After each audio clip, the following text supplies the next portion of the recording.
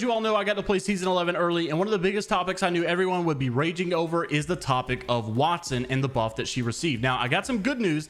I don't think this buff was actually like just a simple turning up the settings. I don't think it's going to promote more campiness. I actually think that they made her just as good as she's always been as far as her defensiveness, but I think now she's going to be a little bit more flashy, and I'll explain those buffs and why I think that is. I think it's really going to promote people like Lifeline in the sense that you can play this passive type player but still pull off ridiculous plays. So leave a like on the video and make sure to subscribe to the channel. I got a lot of stuff coming out about season 11, stuff that I tested and stuff that I looked for specifically that I knew that you guys would be wanting. So comment down below what you think of season 11 so far, and let me know how hyped you are, and let me know what else it is that you would like to see. Make sure to leave your dad jokes down in the comments as well. I'm going to be putting them on screen throughout the video. All right, so let's jump into the video. Okay, so the first thing to note about Wattson and how she feels so completely different now is that she is extremely fast with her tactical. I mean, it feels like Kovacs almost, in the sense that you just have like this free full control to place as fast as you want and to turn as fast as you want. There's practically no animation restriction as far as pulling out your fences and being able to place one. Pretty much as soon as you click your keybind to pull it out, you can already place it. Everything with her abilities feels like pretty much instantaneous now, and I think that this is going to create a lot of flashy plays, because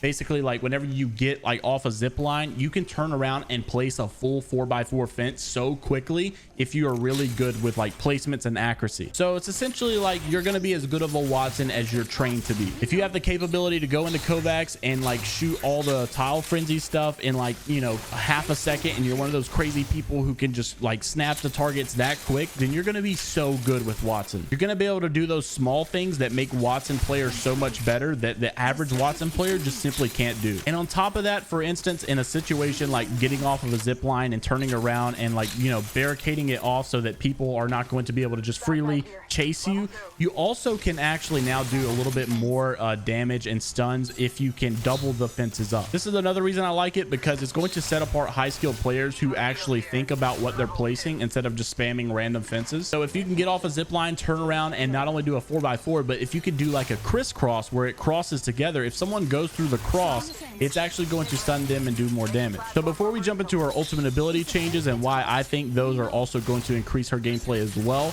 number one, I want to talk about her low profile being removed. I think that's just a basic thing that we can kind of finally get over now. And I also want to give you my opinion based on my experience of what I think Wattson will be like in this next season. Okay, so I don't think she's actually going to be like a caustic in the sense that she just holds down buildings and all she does is camp.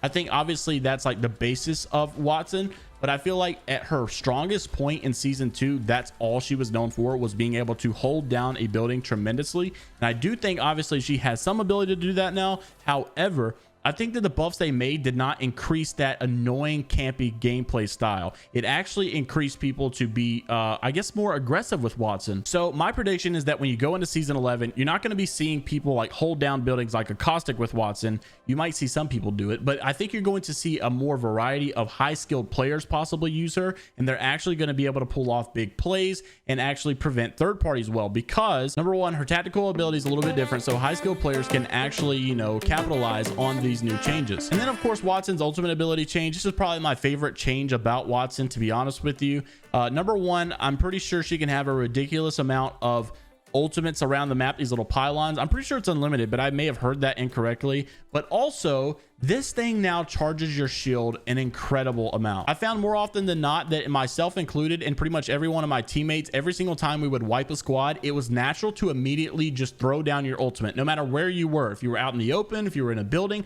because by the time you finish looting and by the time you finish popping one syringe, you're already going to have a full set of shields. And that's obviously if you choose not to armor swap. But also with this, because you have it down, you're going to prevent from third-party grenades and things like that. And also, if you get shot in the back, you're immediately going to have some shields to kind of get you out of the situation. So if you're one shot and you start to loot a little bit and you get shot in the back, you might survive, all because you were able to tank one or two more shots because of that shield it gave you, and it regens so much faster than what it used to. So it just gives me this opposite Lifeline vibe, in that the sense that as soon as you finish a squad, you just automatically throw down your ultimate because you regen those shields so fast, and it really could be a life or death for you. So one thing I will say is, honestly, I don't think I've ever really seen a character be buffed in every single category like this.